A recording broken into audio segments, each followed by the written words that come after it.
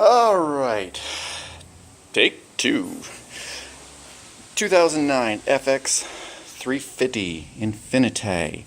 All right, what we are solving is a problem when you pull the outside door handle, it does nothing.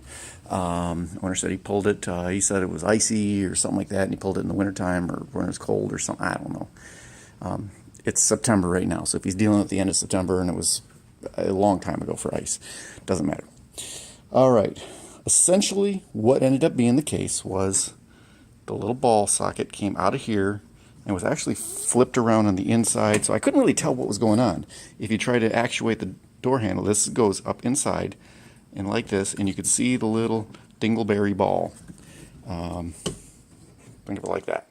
Little dingleberry ball was on there. So you need to just flip it around through this little square hole, or square slot where my thumb tip is, and to get it back in. In my situation, I'm going to take some epoxy and or something and fill this cavity up. I pulled some grease out of it, and I will try and seal it up so that it can't pop out again. That is not the correct way necessarily, so if somebody ever has to replace this cable or replace this whole assembly, carriage assembly, then, well, they'll have to deal with that at that time. That's not my problem. Had a little trouble getting the window out. I was able to work around it just by there.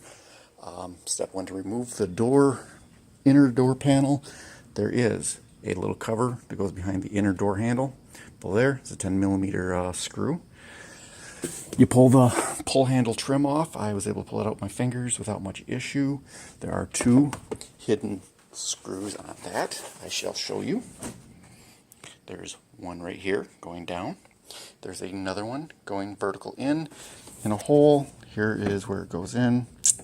So anyway, then you, at that point in time, undo both of your dingleberry ball and socket door pulls, and you start undoing that light, and I think there's a plug or something up here. You undo this as well.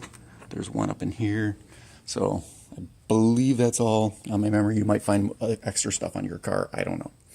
Next part of this is the window assembly, regulator assembly, whole panel.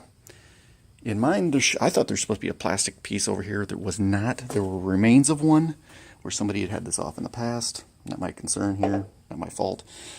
Boom, boom, boom, boom, boom. 10mm all the way around. Before you take those out, though, because I'm getting ahead of myself, unscrew or unhook right here, and then there are some double barbed clips for the wiring harness. You got to get all those out. Those actually took a few minutes to do them. Undo every one of them. These are for your window switches. Sorry about the poor video. Don't really care. You're looking at a free video. And just unplug everything up to including your speaker. So each one of those are a little bit fun. I really didn't enjoy doing this one. It did not want to come out very easily. It took a while to work with my fingers, but we figured her out. At that point in time, you're gonna have to. I had the window up.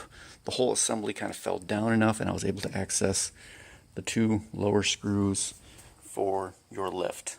There's one there, and then one down on that window thing down there. But either way, I couldn't get the window out completely. I did take this trim piece off the top right here.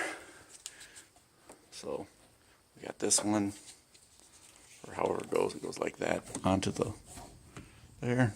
So I took that out just to give me a little more room. You're going to be inclined, because you'll see it, to get this little screw out. Mine is severely rusted. You don't need it out. What you need to do, what you're going to want to do, there are two little hold down tabs for a T30 Torx. There's a plug. You remove the plug. You're pretty much going to have to break those two little tabs off. If you can get it out, people say you can get it out without doing that. I couldn't do it. That holds this sumbitch in. With this sumbitch out, which it just has one of these little swing things. Oh, it's all red because I greased it because it was rusty and crusty, and I sanded it down and added some lubricant. You take that screw out. Now, to get those little tabs off, personally, I use some needle nose pliers, grab that, ripped and bent and twisted it. Eventually, you get the screw out. Put some Loctite on it, maybe when you put it back in. It's up to you. With this thing, then pops works its way out. There is a couple plasticky bezel pieces. This one's for in here, and there should be another one here somewhere that I set down and will have to make sure I find later. But once you pop this piece out, the whole thing can then be slid forward and taken out. You run into a little bit of a problem. There is a cable, a silver U-shaped bracket right here that I'm just touching. This goes into it. I use needle nose pliers. You pop the bottom ball out, you pop this part out, and then you pull the whole thing through like this, and then it comes out. Hope that makes sense. The little clip holds it right here, and then it comes out at the top on the black part. There's a couple plugs up on top here. You find yourself pinching these little barb things a little bit when you're removing the assembly out, but it really ain't that bad. Maybe this is the one for this side. I think it is. So once you get that all apart, I could take this thing out of here, I suppose. It doesn't really matter. But you fill this little square hole with epoxy, and that's if this cable came out. If the cable seized, broke, or anything else, you're not going to be able to fix this thing. You're going to have to replace the cable or this assembly, whatever you broke. Installation is the reversal of the removal, or whatever the hell they say.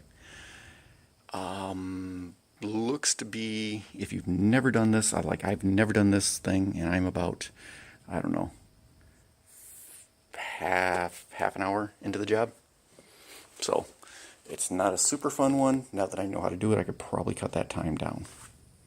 Peace out, bitches.